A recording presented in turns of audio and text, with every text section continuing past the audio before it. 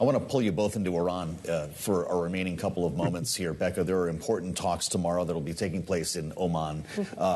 Do you have any reason to be optimistic here with the flotilla off the coast? Does that change the dynamic this time around?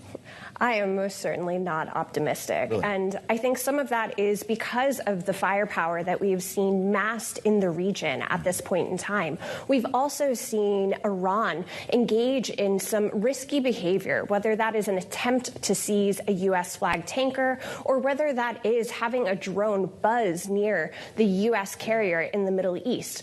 But the truth is, both sides entered into these negotiations not really clear what the negotiations are on. Iran has insisted that these negotiations are only about its nuclear program. The United States insists that it's about its nuclear program, its conventional missile network, about its regional proxy network, as well as the ongoing protests in Iran. So there's a mismatch in what they're even coming to the table to discuss, and that means that expectations are surely not going to be met. We remember this a bit from Venezuela as the levels of justification were evolving.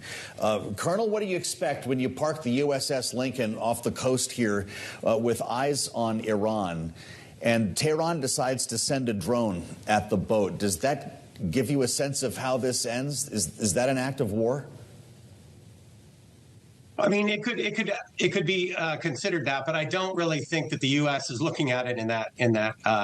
I think what they're really doing is they're trying to figure out, they're probing defenses and trying to see what the political will is and the military will of the United States, who's proven themselves multiple times against Iran regime, even in the last 6 months. So when I really look at that, I agree with Becca about the missile arsenal, and I think that's one of the key pieces. And the reason why President Trump parked it out there specifically is to address that, because Iran still has the largest military arsenal in the Middle East, and they can strike across the region in that.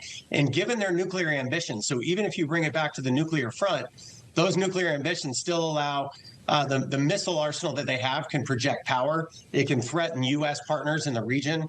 It can also be adapted for nuclear delivery. So these are things that they have to take seriously, and that's why you see another carrier strike group sitting there.